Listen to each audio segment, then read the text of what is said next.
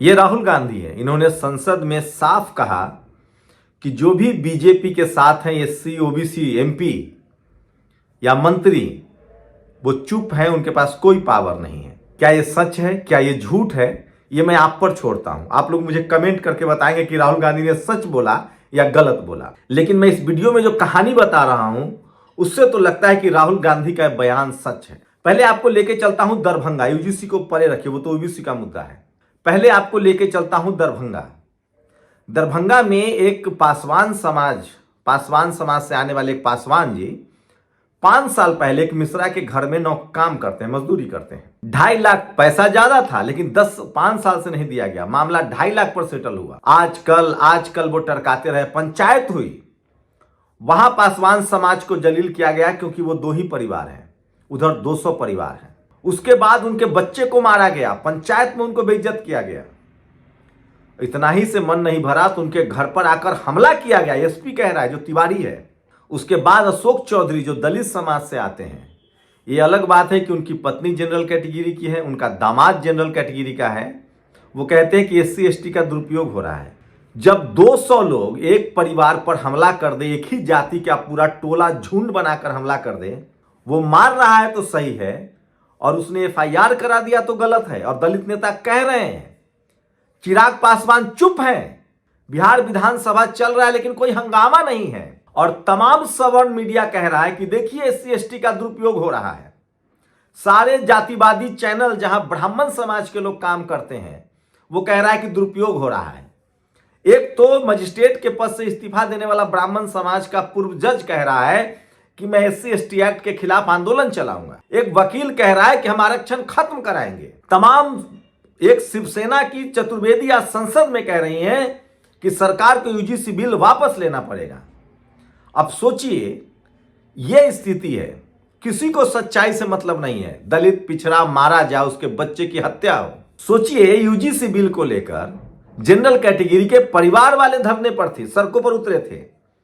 एक से एक जाति सूचक गाली दी गई प्रधानमंत्री को, गृह मंत्री को जूते मारे गए, धर्मेंद्र प्रधान को जाति सूचक गालियां दी गई। गृह मंत्री को जाति सूचक गाली नहीं दी गई क्योंकि वो वैश्य समाज से आते हैं, लेकिन प्रधानमंत्री की तेली कहकर गाली दी गई। धर्मेंद्र प्रधान को कुर्मी कहकर गाली दी गई और आप चुप रहे। और सोचिए, उनका हर ब्राह्मण समाज का पत्रकार जो कांग्रेसी अपने आप को कहता है, वो बीजेपी के खिलाफ हो गया। और जो बीजेपी के साथ जितने थे, वो भी बीजेपी के खिलाफ हो गए। जब उनके समाज का मुद्दा आया तो सब बीजेपी के खिलाफ हो गए। टीवी ने मोर्चा खोल दिया। तो सोचिए, इसी से आप अंदाजा लगाइए कि ब्राह्मण समाज के सारे पत्रकार, सारे नेता, कांग्रेस वाले नेता हो चाहे बीजेपी वाले नेता हो, ठाकुर समाज के सारे पत्रकार, सारे नेता, सारे एक्टिविस्ट एक पैर पर खड़े हो गए और उन्होंने विरोध प्रदर्शन शुरू कर दिया यूजीसी के गाइडलाइंस के खिलाफ। उस गाइडलाइंस में क्या था? सिर्फ ये था कि भैया, अगर किसी पर जातिगत तरीके से भेदभाव होगा, टॉर्चर होगा, तो हम उसको काउंसलिंग कराएंगे, उसका कंप्लेन कर सकते हैं। सोचिए, पूरे दलित समाज पर सोशल मीडिया का जमाना है। दरभंगा की खबर है, पूरा ब्राह्मण टोला ने हमला कर दिया 200 लोगों ने, और 200 पर एफआईआर हो गया। तो इसको कहा जा रहा है कि एससी एसटी का दुरुपयोग है। और दिल्ली के बैठे सारे जातिवादी, देश भर के सारे जातिवादी मीडिया उसके खिलाफ खबरें चलाने लगी। इस देश में एनसीआरबी के आंकड़े खबर नहीं बनते हैं। जहां रोज रेप होता है, रोज मर्डर होता है। इस देश में सबसे बड़ा आतंकी संगठन है जातिवाद। सबसे ज्यादा हत्याएं इस देश में जाति के नाम पर होता है। सबसे ज्यादा रेप की घटनाएं जाति के नाम पर होती है। आपने देखा किसी को सड़कों पर उतरते हुए? हत्या जायज है, रेप जायज है, स्टूडेंट हत्या कर ले तो जायज है, कॉलेज से बाहर निकाल दिया तो जायज है, लेकिन कोई कानून बन जाए उसके खिलाफ तो वो नाजायज है। और ये क्यों हो रहा है? क्योंकि दलित, पिछड़े, किसान, आदिवासी, अल्पसंख्यक के नेता डरपोक हैं या उनका अपना लालच बहुत बड़ा है। ये इसलिए हो रहा है कि दलित, पिछड़े, किसान, आदिवासी, अल्पसंख्यक समाज, मैं उनकी बात नहीं कर रहा हूं जो पढ़े लिखे नहीं, जो स्कूल, कॉलेज, अस्पताल नहीं पहुंचे हैं। मैं उनकी बात कह रहा हूं जो व्हाइट कॉलर जॉब करते हैं, जो हमारे आपके जैसे लोग हैं। हमारी आपकी जिम्मेदारी है कि बोलना पड़ेगा। बताइए, एक दलित परिवार जिस पर 200 लोगों ने झुंड बना के हमला किया, खबर क्या चलनी चाहिए थी? नेताओं को नहीं बोलना चाहिए था, ठीक कह रहे हैं राहुल गांधी। मैं दलित, पिछड़े, किसान, आदिवासी, अल्पसंख्यकों को आगाह कर रहा हूं कि अगर आपकी यही हालत रही, आपके सारे संवैधानिक अधिकार इसी तरह से छीने जाते रहे। सोचिए, एक ब्राह्मण समाज का शख्स लिखता है कि प्राइवेट में रिजर्वेशन मांग रहे हो, तुम्हारे बाप का है, तुम्हारे बाप ने खड़ा किया है, यह भाषा है। इस देश के 90% लोगों के पास जमीनें नहीं है, जिनको जाति के नाम पर शोषण किया गया, बिजनेस नहीं है, एक संविधान में आरक्षण के दम पर वो भी लागू नहीं होता है। सीट चोरी करने वाले जातिवादी, आरक्षण को लागू करने वाले जातिवादी, संविधान में चपरासी से लेकर चीफ जस्टिस तक बैठने वाले जातिवादी सोच के लोग, उसके बावजूद जो थोड़ा बहुत इक्का दुक्का कोई सिस्टम का हिस्सा बनता है, एक गाइडलाइंस आ गया, वोट की ताकत थी, वो खत्म होता जा रहा है और आप नहीं बोल रहे हैं। इसका मतलब सच कह रहा है राहुल गांधी। मैं कांग्रेस से सहमत नहीं हूं। राहुल गांधी ने कोई बड़ा काम नहीं किया है, वो भी अपनी चुप है। कांग्रेस ने कोई दलित पिछड़ों के लिए नहीं किया है, लेकिन कम से कम इतना भी नहीं होता था। SC/ST एक्ट बना था राजीव गांधी के समय, बना, इंप्लीमेंट हुआ, बीजेपी के समय सुप्रीम कोर्ट ने खत्म किया। मैं ये भी जानता हूं कि मंडल कमीशन के खिलाफ राजीव गांधी थे, मैं सब बातें जानता हूं, लेकिन सवाल है कि मंडल कमीशन के समय शरद यादव लड़े थे, लालू यादव लड़े थे, रामविलास पासवान लड़े थे, तब लागू हुआ। कांग्रेस ने इस तरह से बैकलॉग नहीं रखा था। कांग्रेस के समय में इस तरह से संपत्तियां नहीं बेची गई थी। कांग्रेस के समय में इस तरह से सरकारी नौकरियां खत्म नहीं की गई थी जैसे आज हो रहा है। और सबसे ज्यादा SC/ST OBC के नेता, सांसद, विधायक चुप हैं। उनके बच्चे BHU में मार खा रहे हैं, इलाहाबाद में उनका सर फोड़ा जा रहा है, JNU में रोज प्रदर्शन हो रहा है, हमारे नेता बांसुरी बजा रहे हैं। मैं पहले सोचता था कि दलित पिछड़े नेताओं की आलोचना नहीं करनी चाहिए क्योंकि उनका अपना संघर्ष है, लेकिन मैं उनकी आलोचना नहीं कर रहा, उनको मैं आगाह कर रहा हूं। चिराग पासवान जी, जिस दिन पासवान समाज ने आपका साथ छोड़ दिया ना, आपके साथ कोई जनरल वाला खड़ा नहीं होगा जो संसद जो आपके आगे पीछे करता है। आपके साथ वो इसीलिए है क्योंकि उनको पता है कि पासवान समाज का वोट आपको मिलता है। चिराग पासवान जी, जिस दिन आपका पासवान समाज ने साथ छोड़ दिया ना, बीजेपी आपको दूध में पड़ी मक्खी की तरह निकाल फेंकेगा, या कांग्रेसी भी। उनको पता है कि आपका समाज आपके साथ है। बोलिए इस पर, दरभंगा में ये मोटा जातिवाद पर तो कम से कम बोलिए UGC की गाइडलाइंस पर। क्या कॉलेज यूनिवर्सिटी में पासवान देख के छोड़ देंगे, रविदास देख के अत्याचार करेंगे, वाल्मीकि देख के छोड़ देंगे, माझी देख के छोड़ देंगे कि बीजेपी के गठबंधन में है? नहीं छोड़ेंगे। और OBC के लोगों, क्या कुर्मी के बच्चे को छोड़ दिया जाता है कॉलेज यूनिवर्सिटी में कि नीतीश कुमार गठबंधन में है?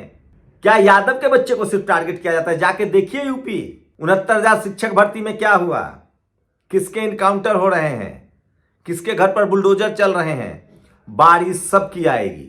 मैं बोल रहा हूं, लड़ रहा हूं तो मेरी बारी पहले आ सकती है, लेकिन आपकी भी बारी आएगी। आपको ज्यादा तकलीफ होगा। आप तो एक सेटल्ड परिवार करके जाएंगे ना, उसके बाद आपके बच्चों को इस तरह से होना पड़ेगा। आप समझिए इस खेल को। संसद में मायावती जी ने पहले बोला, फिर डैमेज कंट्रोल किया।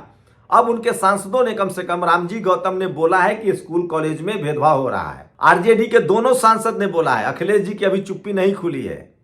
मैं फिर कह रहा हूं, आपको जो चपरासी नहीं बनने देना चाहता है दलित, पिछड़ा, किसान, आदिवासी, अल्पसंख्यक को, वो आपको चीफ मिनिस्टर नहीं बनाएगा। गांठ बांध लीजिए। वो बीजेपी से तो नाराज होगा ही नहीं, नाराज होगा भी तो कांग्रेस के साथ जाएगा, आपके साथ नहीं जाएगा। किसी गफलत में मत रहिए सर। और आज चिराग जी आपके साथ पासवान है, इसीलिए आपके साथ सवर्ण जुड़े हुए हैं या बीजेपी जुड़ी हुई है। जिस दिन पासवान समाज ने साथ छोड़ दिया, आपके साथ कोई नहीं बचेगा। जिस दिन रविदास समाज ने साथ छोड़ दिया, BSP नहीं बचेगी। जिस दिन कुर्मी समाज ने नीतीश कुमार का साथ छोड़ दिया, नहीं बचेंगे नीतीश कुमार। जिस दिन यादवों ने छोड़ दिया RJD का साथ, नहीं बचेंगे RJD। जिस दिन कुशवाहा ने छोड़ दिया, सम्राट चौधरी नहीं बचेंगे। आप अपने समाज, और आज UGC का मुद्दा जो है वो किसी एक जाति का नहीं है, 4000 जातियों का है। ये किसान, मराठा, दलित, पिछड़े का भी मामला है, आपके बच्चों के भविष्य का मामला। इस पर बोलिए, सोचिए, सीखिए कैसे ब्राह्मण समाज के सारे नेता, सारे अभिनेता, सारे कलाकार, सारे पत्रकार, सारा बुद्धिजीवी, सारा पढ़ा लिखा, यहां तक कि जो स्कूल नहीं गया वो भी आरक्षण को गाली दे रहा है। आप कल्पना कर सकते हैं, इस तरह से इस देश में जातिवाद की जड़ें गहरी है। कल तक जो मुसलमानों के खिलाफ डीजे बज रहा था, नाच गाना हो रहा था, गालियां दी जा रही थी, आज उनके कसीदे गढ़े जा रहे हैं, क्योंकि उनका रिश्ता मुगलों के समय से है। शाहनवाज हुसैन कहते हैं कि ब्राह्मणों पर अत्याचार हो रहा है, उन तो अच्छे होते हैं क्योंकि उनकी शादी ब्राह्मण परिवार में हुई है। आप सोचिए, हम किसी जाति के खिलाफ नहीं है, लेकिन सवाल है कि खाली ब्राह्मण समाज के लोग और ठाकुर समाज के लोग क्यों विरोध कर रहे हैं SC ST UGC का। और जब आप विरोध कर रहे हैं तो हम तो बोलेंगे। मराठा नहीं कर रहा है, जाट नहीं कर रहा है, पटेल नहीं कर रहा है, हर गुजरात का बहुत सारे जनरल कम्युनिटी के लोग नहीं कर रहे हैं। इकोनॉमिक विकास EBS का आरक्षण कौन खा रहा है, किसी पर बोलेंगे आप? ठीक कहा है राहुल गांधी ने कि बीजेपी जो सत्ता पक्ष में है उससे सवाल पूछा जाएगा। कांग्रेस ने दिया SC ST एक्ट, आज किस जाति के लोग कह रहे हैं कि SC ST एक्ट खत्म करेंगे? तुम जुल्म करो और हम उफ न करें। तुम 200 लोग मिलके, पूरा टोला झुंड गांव मिलके एक दलित परिवार पर हमला करो और आप पर FIR ना हो, और आप कह रहे हैं कि SC ST का दुरुपयोग हो रहा है। बहुजन समाज के लोगों को अब जागरूक होना पड़ेगा। हमें नया जगदेव प्रसाद, नया रामस्वरूप वर्मा, नया सूर्यलाल पटेल, नया शरद यादव, नया लालू यादव, नया रामविलास पासवान, नया मान्यवर कांशीराम साहब चुनना होगा। सड़क का नेता चुनना होगा जो हमारे संवैधानिक अधिकारों के लिए सजग हो, नहीं तो कुछ नहीं बचेगा। आज प्रियंका चतुर्वेदी सरेआम UGC के खिलाफ बोल रही हैं संसद में। शिवसेना की नेता हैं, कांग्रेस के सवर्ण हो, शिवसेना के सवर्ण हो, बीजेपी के जितने सवर्ण नेता थे, वो सारे टेलीविजन चैनल, अखबार जो बीजेपी के गुण गाते थे, वो UGC पर बीजेपी के खिलाफ हो गए थे और जाति सूचक गालियां दी गई। सोचिए, दरभंगा में एक परिवार पर 200 जातिवादी लोगों ने झुंड बनाकर हमला किया। सोचिए, उनके नाम से एक फिल्म आ गई, घुसखोर पंडित, बनाने वाला ब्राह्मण, उसमें एक्टिंग करने वाला ब्राह्मण, उनको वो शोषण लग रहा है। और सोचिए आपको कैसे बदनाम किया गया। गंगा जल देखा, कौन था, किस टाइटल का क्रिमिनल था उसमें? इस देश में किस नेता को भ्रष्ट कहा जाता है? ये जातिवादी मनुवादी मीडिया आपके नेताओं को भ्रष्ट कहता है, आपके समाज को उग्रवादी, नक्सलवादी, मुसलमानों को आतंकवादी कहता है।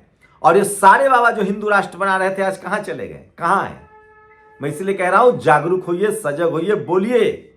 और ठीक कहा है राहुल गांधी के नेता ने कि बहुजन समाज के नेता बोलते नहीं हैं। आप अपने डरों से निकलिए, समाज के साथ रहिए, तभी राजनीति बचेगी। सोचिएगा जरूर। शुक्रिया। नेशनल दस्तक की आपसे गुजारिश है कि अगर इसको बचाना चाहते हैं तो नेशनल दस्तक को सब्सक्राइब करने के लिए रेड कलर के सब्सक्राइब बटन को दबाएं, फिर बेल आइकन की घंटी दबाएं। नेशनल दस्तक को बचाने के लिए बहुत जरूरी है कि हर खबर को शेयर करें, लाइक करें, कमेंट जरूर करें।